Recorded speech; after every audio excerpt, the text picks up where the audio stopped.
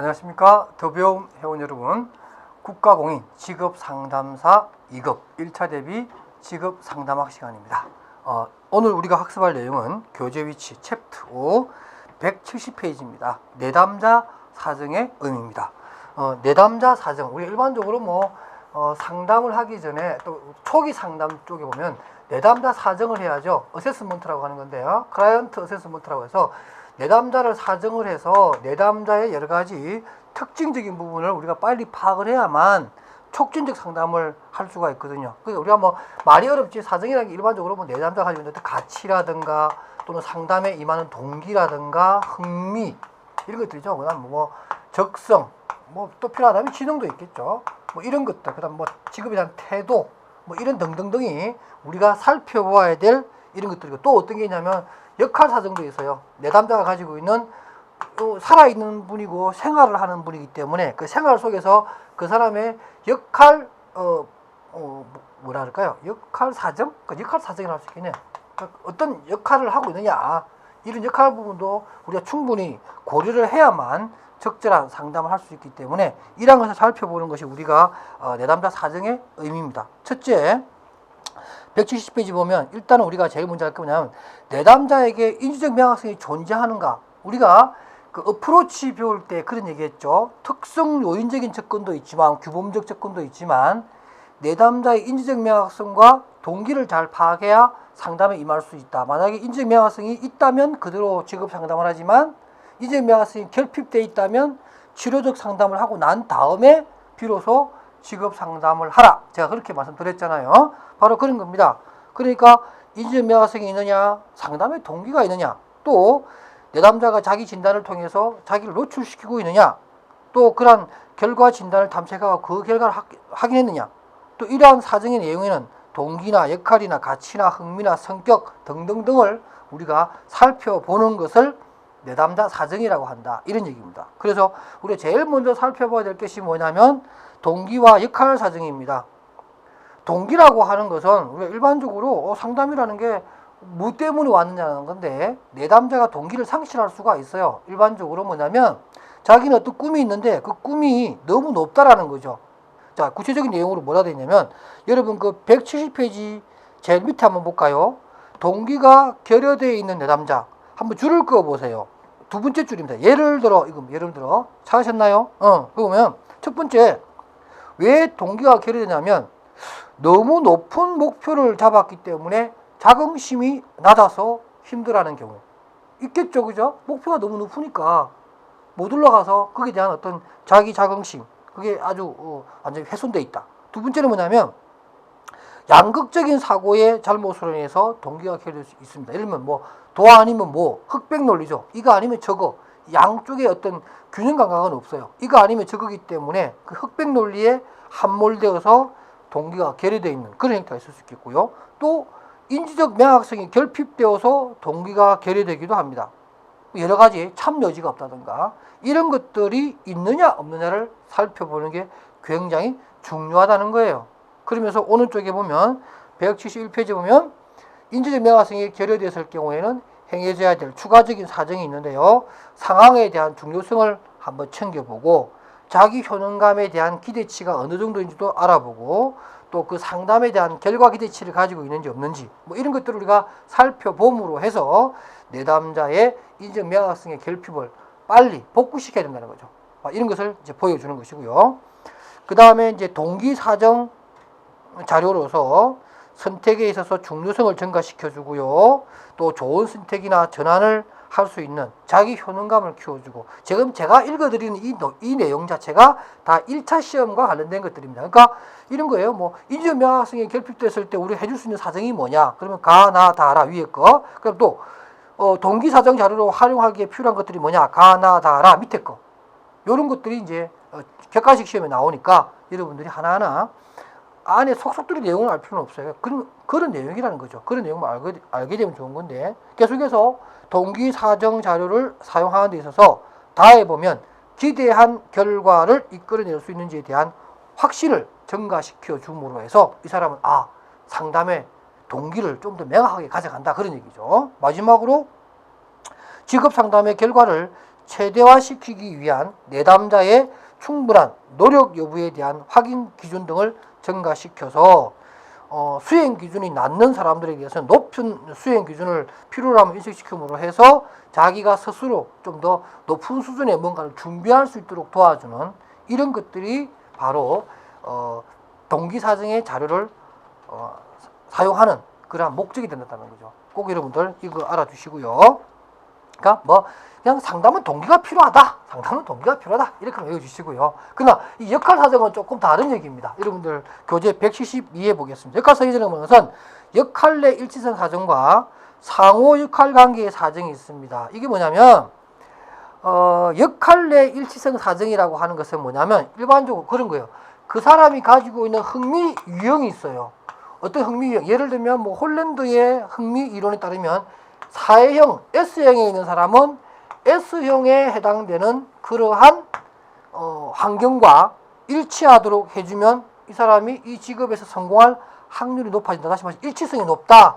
이렇게 보여줄 수가 있는 거예요. 이것은 뭐냐면 바로 역할 내 일치성 사정이라고 하는 거고, 두 번째 나오는 상호 역할 관계.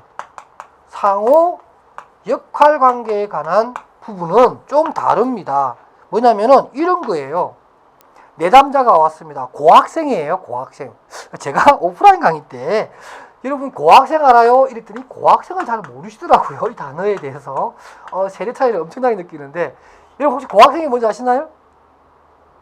또 모르시는 분이 꽤 많으실 거예요. 이 고학생은 생활이 어려운 학생이죠. 생활이 어려우면서 자기 스스로 막 이렇게 아르바이트를 하고 막 그러면서 학비도 스스로 조달해야 되는 그런 학생을 우리가 제 한참 공부할 때는 고학생이라 그랬어요. 이 고학생이 있습니다. 이 고학생은 일을 하지 않으면 배움도 계속할 수 없는 그런 친구들이에요. 근데 이 친구가 상담하러 왔습니다. 근데 상담자가 뭐라 그러냐면 이렇게 얘기를 해요. 물론 어려운지 알지만 그래도 아직까지 신분이 학생인데 학생이 공부를 해야지 자꾸만 이렇게 아르바이트하고 이렇게 밤에 일하면 언제 공부하냐, 좀 힘들더라도 학생은 공부하는 게 맞다고 생각합니다 라고 상담하면, 이거 상담 잘했어요? 못했죠. 오죽하면 아르바이트 하겠냐고요. 자기의 배움이라고 하는 원래 역할을 수행하기 위해서는 부수적인 일하는 사람으로서 역할도 해야 되는 어쩔 수 없는 사람이죠. 그러니까 이 학생을 상담할 때는 일하는 것과 학생으로서의 두 가지 관계를 잘 상정을 해서 그것에 맞는 상담을 해줘야 되는 거죠. 바로 그게 역할 사정에 대한 사정입니다. 중요한 일 아닌가요? 아무리 뭐 내가 일하는 게 중요하지만 아이를 키워야 되는 양육에 어떤 부담감이 있는 여성의 경우에는 그 아이 지가 알아서 잘 큽니다. 놔두세요. 애들 이제 초등학교 2학년이면 지가 알아서 잘 크니까 놔두시고 일에만 몰입하십시오. 그렇게 상담할 수는 없는 거예요. 그렇죠? 그런 것처럼 우리가 상호 역할 관계에 대한 부분도 적절성을 찾아서 해주는 거죠. 그러니까 그게 상보적 관계냐 아니면 배치적인 관계냐 이런 것들을 우리가 고려해서, 예를 들면 이런 거는 있을 수 있겠죠. 예를 들면 어떤 거냐면 관광경영학과에 공부하는 고학생이 예를 들면 호텔 같은 데서 알바를 한다. 아르바이트는 어때요? 좀 괜찮죠. 업무가 관련이 있는 거니까, 그죠? 그런 것을 우리가 좀 권할 수 있죠. 예를 들면 호텔 경영학과 다니는 친구에게 호텔 쪽에서 아르바이트 할 거냐 아니면 공사 현장에서 막노동을 할 거냐, 이 두 가지가 있었을 때 여러분 어느 걸 추천하는 게 좋아요? 아무래도 호텔에서 아르바이트를 하는 게 훨씬 더 나중에 직업 경험으로도 사용할 수가 있으니까, 이런 것은 우리가 역할 사정에서 잘된 상담으로 본다, 이런 얘기입니다. 그리고 이런 상호 역할 관계의 사정 방법으로는 172페이지 제일 아랫단에 보게 되면 질문을 통해서 사정하기, 동그라미 역할 관계 그리기, 생애 계획 연습, 보통 이제 목록 작성하기라고 하는 건데요. 이것도 여러분들이 많이 사용하는 겁니다. 이게 구체적으로 뭐냐? 이건 모르셔도 되고, 일단 그런 사정 방법이 있다. 이렇게 세 가지만 여러분들 좀 알아주시기 바랍니다. 질문을 통한 것, 동그라미 그리는 것, 생애 계획 연습을 하는 것, 이렇게 세 가지를 여러분들이 일단 암기만 해 주셨으면 좋겠습니다. 됐죠? 자, 이렇게 해서 또 이제 우리가 동기도 알아봤고, 인지적 명확성도 알아봤고, 역할 사정에 대해서 알아봤어요. 이제는 또 뭘 알아봐야 되느냐? 우리가 또 가치를 한번 알아봅시다. 가치가 뭐냐? 우리 가치라는 게 또 뭐냐? 가치 그 자체의 개념만 묻는 문제가 시험에 나온 적도 있어요. 자, 173페이지 위에서 7번째 줄인가요? 이렇게 돼 있네요. 그죠? 상담 장면에서 다루어야 할 가치란 직업 상담에서 내담자가 삶 속에서 무엇을 지향할 것인가에 관해서 가지고 있는 생각이다 라고 해서 우리가 이런 가치라고 하는 것은 바로 어떤 자기인식의 발견 또는 현재의 직업 불만족에 대한 근거를 찾는 그러한 내용에서 이러한 가치를 우리가 활용하게 되는데요. 하여튼 뭐 자기의 어떤 신념과 같은 거겠죠. 뭐 이게 가치관이라고 이렇게 할 수가 있습니다. 그럼 이제 그 사람이 가지고 있는 가치관이 우리가 내담자를 사정하는데 굉장히 중요한 요소가 되겠죠. 그 사람이 가치관이 뭔지를 모르고 직업 상담을 한다? 굉장히 어불성설입니다. 바로 그 얘기예요. 그래서 직업과 가치는 매우 중요한 역할을 한다라고 얘기하면서 특히 그 나에 보면 이번에 나에 보면 가치와 진로 관계에 있어서 그 스프랑그라고 하는 사람은 이상적인 인간의 모습은 삶에 대한 여러 가지 기본적인 관점들을 하나의 대표적인 것으로 결합시키려고 하는 사람이라고 하였다. 그렇다고 다시 말해서 자기의 대표적인 관점, 그게 가치관이라고 하는 거잖아요. 관점이라는 게 뭐예요? 바라보는 어떤 뭐라 그럴까 그 사람만의 어떤 독특한 창이죠, 창. 그런 것을 가치라고 합니다. 그 다음에 한 번 시험 나온 적이 있어요. 그 173페이지에 뭐 다시는 나올 수 없는 문제인데 아주 돌발적으로 나온 게 그 가 보면 흥미, 욕구, 가치관의 관계라고 해서 마이어 앤 프리들랜드라는 사람이 있죠. 그게 보면 이런 게 있어요. 뭐 외재적 욕구는 직업적 선호도와 무관하며 내재적 욕구는 직업적 선호도와 명백한 관계가 있다. 이렇게 함으로 해서 욕구와 직업 선호도 관계에 대한 부분을 얘기해 놔놓고 이거 누가 말했느냐? 정답이 마이어 앤 프리들랜드입니다. 이런 문제 정말 산업인력공단에서 들으면 큰일 나겠지만 한마디만 할까요? 정말 문제 같지도 않는 문제 내가지고 괴롭힌 적이 있습니다. 안 놀 거예요. 이런 문제는 나온 적도 있다. 이런 분한테 말씀드립니다.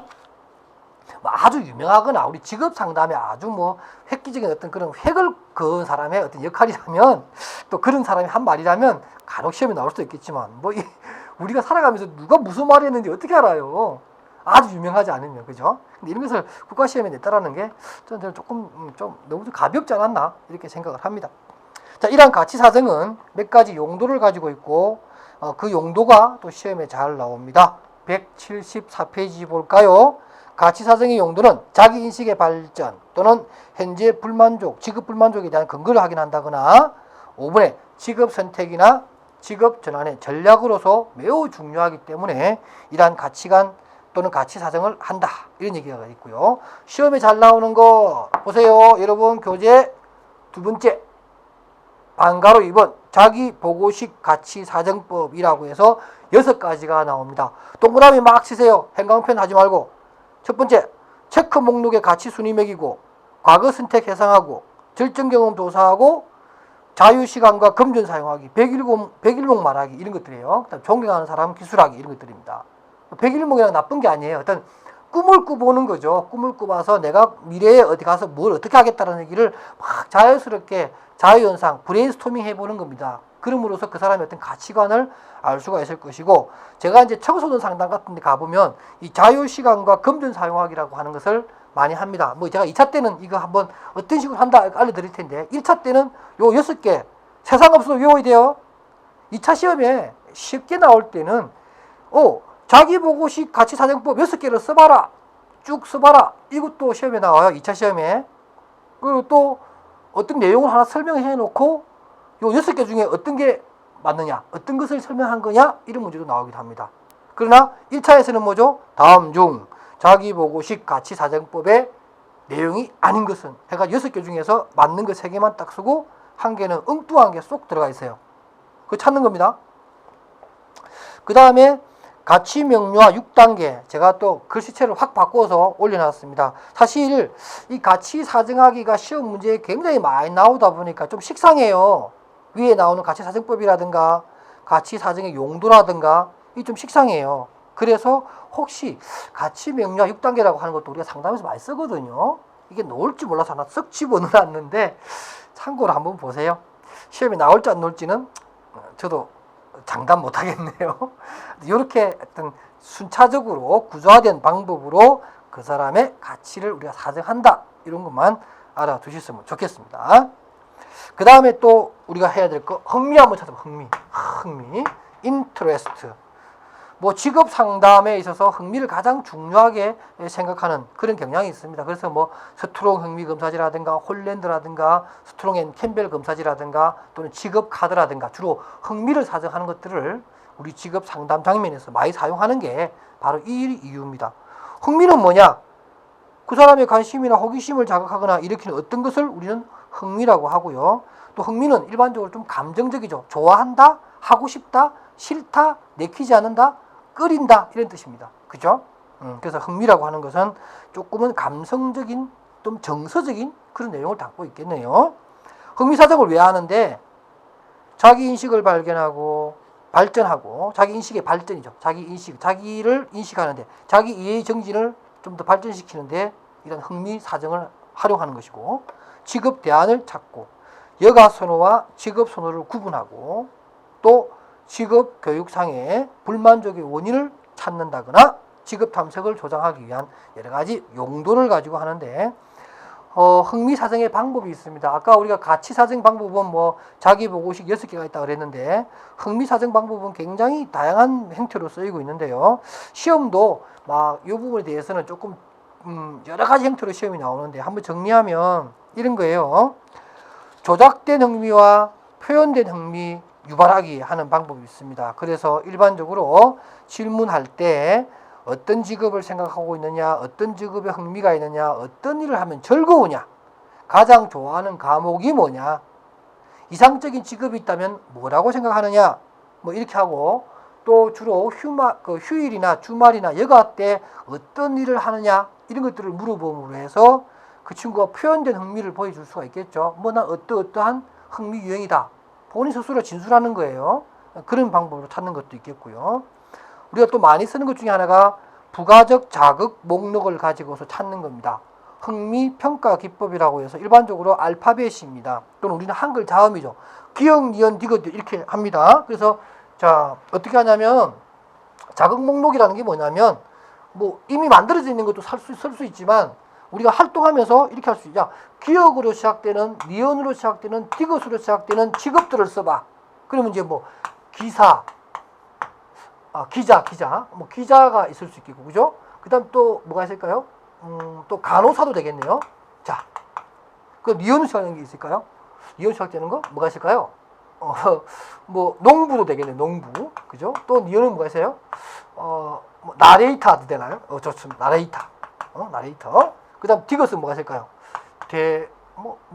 뭐가 있어요? 대장간은 안 되겠고 뭐가 있을까요? 디귿은 거 갑자기 생각이 안 나네요, 그죠? 뒤로 하려니까 디귿 시작되는 하여튼 이렇게 직업이 이제 우리가 쭉 알파벳 순서처럼 또는 우리가 자음처럼 이렇게 해서 직업을 쭉 적게 합니다. 그럼 그 중에서 본인이 하고 싶은 게 있을 거 아니에요, 그죠? 나는 기자가 좀 되고 싶다. 언어적인 능력이 좀 뛰어나고 뭔가 좀 이렇게 분석적으로 사회 현상을 좀 들여다보는 사회부 기자가 되고 싶다. 또 비슷한 어떤 그런 뭐 언론 출판 쪽에 뭐 이런 어떤 게 있을까요? 뭐 출판 쪽에 무슨 편집 뭐 위원 이런 것이 내가 되고 싶다. 그러면 어느 정도 비슷한 흥미 유형을 가지면서 자기 직업을 얘기할 수 있겠죠. 이런 식으로 체크해서 그 친구의 흥미 유형을 찾는 방법이 있겠고요. 그다음 또 10년 동안 내가 산다고 했을 때 그 10년 동안 내가 하고 싶은 일을 적게 한다든가 또 신문 탁 찢어가지고 신문에 나오는 직업들을 체크하게 한다든가 이런 방법을 우리가 흥미평가 기법이라고 하고요. 작업 경험 분석도 가능합니다. 그 사람이 과거에 어떤 일을 했던 내용들을 착 펼쳐놔가지고 그 일에 대해서 하나하나 물어보는 것들이 방법이 있고요. 177페이지 나오는 제일 위에 나오는 직업 카드 분류 전략 아주 중요합니다. 우리가 보통 흥미 검사할 때 물론 뭐 선호도 검사라든가 이런 거 하지만 또 간단하게 할 수 있는 것 중에 하나가 바로 직업 카드를 가지고서 하는 겁니다. 우리나라에도 직업 카드가 있습니다. 원래는 제가 고용노동부에 있을 때는 직업 카드가 없었는데 한 7, 8년 전에 한국고용정보원이라고 하는 곳에서 직업 카드를 한국형 직업 카드를 만들어서 지금 일선에서 많이 사용하고 있습니다. 주로 이제 흥미와 가치 쪽을 체크하는데 매우 중요한 정질적 방법입니다. 그래서 이 직업카드에 대해서 약 나왔으니까 한 번 더 말씀드리면 그 177페이지 가운데 까만 부분 있죠? 까만 그게 보면 까만데 또 가운데 보면 세 번째 직업카드라고 있어요. 찾으셨나요? 테일러라는 사람이 등장을 합니다. 테일러라는 사람이 정질적 진단 도구로 처음 이제 제시한 사람이고요. 그 내용이 나와 있습니다. 그래서 뭐 싫어함, 좋아함, 미결정 세 차원으로 구분을 하게 되고 이 상담용 직업 카드에는 직업 부호, 직업명, 직업 분류, 직업 개요, 업무 수행 내용 등등등을 기재되어 있다. 주로 홀랜드 리아색 아까 우리가 얘기했던 그 뭐 사회형이다, 진취형이다, 관습형이다라고 하는 육각형 모형의 그 기호를 사용해서 만든 카드입니다. 매우 중요하고요. 참고로 그 검은 음영 부분 안에 도널드 슈퍼의 흥미사정 기법 4가지도 그냥 제목만이라도 알아두시기 바랍니다. 흥미 표현, 표현된 흥미죠. 좋다 싫다. 조작된 흥미로서 흥미 제시. 그러니까 내가 휴일날에 여가 때 어떠한 활동을 하느냐에 따라서 그 사람의 흥미를 알 수 있는 거고요. 그 다음에 흥미 항목으로서 오호입니다. 어떤 내가 인벤토리, 검사지에 좋다, 나쁘다 이렇게 응답지에 표시한 것을 우리는 흥미 항목이라고 합니다. 그 다음에 흥미 검사라고 해서 슈퍼 이론의 좀 독창적인 내용인데 내가 의사가 되고 싶다. 그럼 이 사람이 의사로서의 흥미가 있느냐? 이걸 알려면 지금 현재 의사의 일을 하고 있는 사람들의 공통적인 흥미 유형을 찾아가지고 그 사람에게 딱 갖다 대어 봅니다. 근데 그 사람도 그런 흥미가 있다 그러면 어느 정도 일치가 있는 거죠. 바로 그런 방법이 흥미 검사라고 하는 겁니다. 그래서 이 홀랜드의 4가지도 참고로 꼭 알아두시기 바랍니다. 자, 이러한 것들은 우리가 조금 이제 현장에서 많이 써먹기도 하지만 또 현장에서 역시 우리가 가장 간단하게 쓰는 방법은 그 177페이지 나와 있는 것처럼 직업 선호도 검사. 여러분들 고용노동부 혹시 그 홈페이지 들어가게 되면 VPI라고 하는 것이 있습니다. Vocational Preference Inventory에서 직업 선호도 검사예요. 물론 뭐 홀랜드 자체가 만든 직업 선호도 검사도 있지만 고용노동부에서 만든 직업 선호도 검사가 있어요. 이 검사지 안에는 흥미와 성격과 생활사 검사를 하는 건데 이 검사를 통해서 우리는 흥미를 사정할 수도 있습니다. 그런 얘기고요. 홀랜드의 리아색에 의한 육각형 모형에 의한 분류 체계도 가능하겠고 또 로라고 하는 분의 분류 체계를 사용해서도 할 수가 있습니다. 그런 얘기를 해드렸고요. 마지막으로 이제 성격에 관한 얘기를 좀 해보려고 합니다. 성격. 우리가 일반적으로 그 성격이라고 하는 게 흥미에 비해서 직업 선택에서는 크게 좀 더 그 영향력이 좀 떨어진다고 하지만 그러나 뭐 성격도 상당히 우리 어떤 직업 선택을 하는데 많은 영향을 미칩니다. 그래서 성격도 우리가 알아볼 필요가 있는데 이 퍼스널리티라고 하는 것은 매우 중요합니다. 그래서 대표적인 것이 아까 제가 조금 전에 VPI라고 하는 거 말씀드렸죠, 그죠? Vocational Preference Inventory라고 해서 이 고용노동부의 직업선호도 검사는 흥미뿐만 아니라 성격, 그 다음에 그 사람의 생활사까지 검사합니다. 이게 보통 롱형이라고 하는데 그러면 이 VPI도 성격 부분을 탐색하는 거니까 성격을 사정하는 도구로서 사용되겠네요. 그쵸? 그 다음 또 두 번째는 이것도 1번이라면 두 번째는 바로 여러분 잘 알고 있는 MBTI입니다. 여러분들 뭐 마이어 앤 브리거스 그 다음에 T가 뭐였나요? 인디케이터인데 테스트. 그죠? 그러니까 여러분들 일반적으로 보통 성격 뭐 검사지 유형 분류라고 합니다. 성격 유형 분류라고 하는데 MBTI라고 하는 이 검사지가 세계적으로 많이 쓰이고 또 어떤 게 있나요, 여러분들? 또 성격 검사 중에 MMPI. 나중에 여러분들 직업 심리학에서 배웁니다. MMPI. 그다음 또 CPI 이런 것도 있어요. 또 이름도 잘 알고 또 애니어그램 이런 것들도 있어요. 뭐 성격 검사로서 뭐 세계적으로 유명한 것들이 굉장히 많은데 이 시간에 제가 조금 소개해주고 싶은 것은 바로 MBTI입니다. MBTI는 여러분들 개인적으로 해보신 분들 계실 것이고 또 뭐 많이 알려져 있는 것 중에 하나입니다. 그래서 그 179페이지에 나오는 것은 리아색이라고 하는 이 VPI에서 나오는 흥미 코드. 이게 어떻게 보면 흥미인데 또 성격의 하나의 방법으로 왜냐하면 홀랜드라는 사람은 성격과 흥미를 같이 봤거든요. 그러니까 사실은 뭐 크게 구분하지 않고 그렇게 얘기를 합니다. 그러나 180페이지 나오는 마이 앤 브리거스 타입의 인디케이터, 타입 인디케이터, MBTI. 이것은 세계적으로 우리가 많이 쓰는 그러한 성격 탐색지입니다. 그래서 예, 아니요, 강제 기입식으로 실시하는 그런 검사지인데요. 거기 보면은 총 16가지 유형을 만들어냅니다. 양극이 4가지가 있거든요. 뭐냐면 여러분 181페이지 한번 볼까요? 거기 보면 이 사람 외향적이냐 내향적이냐, 이 말은 에너지의 방향이 그 사람의 관심 에너지가 밖으로 가느냐 내부적인 자기에 대한 성찰이 더 강하냐, 이렇게 해서 외향 내향 이렇게 구분하고요. S와 N은 감각형이냐 직관형이냐는 건데, 이거는 뭐냐면 어떤 정보를 받아들이는 방법이에요. 감각적인 사람은 아주 주의 집중을 해서 조건을 따지고 기존에 있는 기술을 활용해서 아주 단디 경상 사투리로 단디죠. 아주 단디 이렇게 조심스럽게 징검다리도 두드려서 건너가는 그런 스타일이란 반면에, 직관형은 막 상세한 설명을 싫어합니다. 영감에 탁 따르고 탁 자기 어떤 느낌에 꽂혀가지고 바로 이렇게 하기 때문에 조금은 시행착오도 겪어서 실수를 통해서 배우는 뭐 이런 좀 스타일이고요. 그 다음에 사고형과 감정형이 있습니다. 이것은 뭐냐면 주로 어떤 선택의 문제입니다. 그래서 사고형은 굉장히 어떤 논리적이고 순서에 의해서 작업을 하고, 또 사람들을 비난할 수도 있습니다. 자기 뭐에 안 맞으면 막 하고, 그 사람 내 타입 아니야? 하고 시크하게 얘기해요. 시크하게. 그리고 심지가 굳습니다. 딱 자기 고집이 있어요. 그러나 F는 뭐냐면 조금 감정적이죠. 사람을 잘 용서하기도 하고, 뭐 그 정도면 됐어? 근데 T는 그렇지 않거든요. 아니면 아닌 거예요. 근데 또 F는 아니야, 뭐 그 정도면 잘했어. 아이고 고생했네. 이렇게 하면서도 뭔가 선택할 때는 어떤 조건을 따지는 게 아니고 느낌을 따져요. 그건 됐어. 오케이. 꽂혔어. 막 이런 거 있잖아요. 그죠? 이거 왜 했어요? 그러면 느낌이 좋아. 이유가 없어요. 이런 스타일이고, 그 다음에 판단형과 인식형은 일의 순서 같은 것들이에요.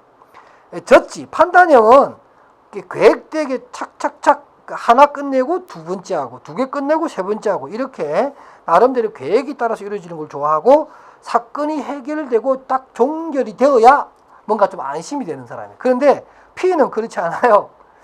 상황에 따라 자꾸 바뀝니다. 계획도 바뀌고 한꺼번에 막 여러 개 하기도 하고 막 정신없어요. 그래서 J형인 사람의 책상과 P형의 책상은 달라요. J형은 깨끗하게 정리가 되어 있습니다. 딱 작업대와 자료고 노는 다른데, 뭐 P형 책상은 정신 하나도 없어요. 뭘 하는지도 몰라요. 막 수학책도 있고 영어책도 있고 막 정신없어요. 근데 사실 본인은 뭘 하고 있다고 그러네요. 그죠? 뭐 그런 차이점입니다. 그래서 이렇게 어떤 에너지의 방향 또는 정보를 받아들이는 것, 선택의 방향, 태도, 또 어떤 일의 순서, 일을 수행하는 태도, 이런 것에 따라서 총 8개의 양극이 있으면서 막 조합을 해서 총 16개의 성격 유형을 보여주는 것이 바로 MBTI라고 하는 검사지입니다.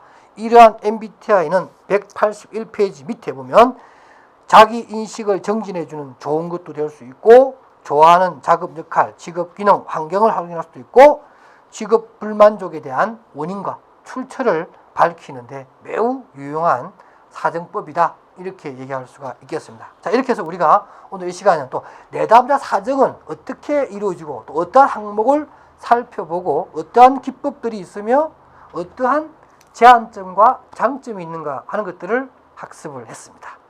여러분도 어떻게 좀 복잡하지만 따라올만 하죠? 네, 이 정도입니다. 이 정도. 네, 여러분들 잘 하시는 걸로 믿고 또 다음 시간 강의 준비하겠습니다. 여러분 오늘 수고하셨습니다.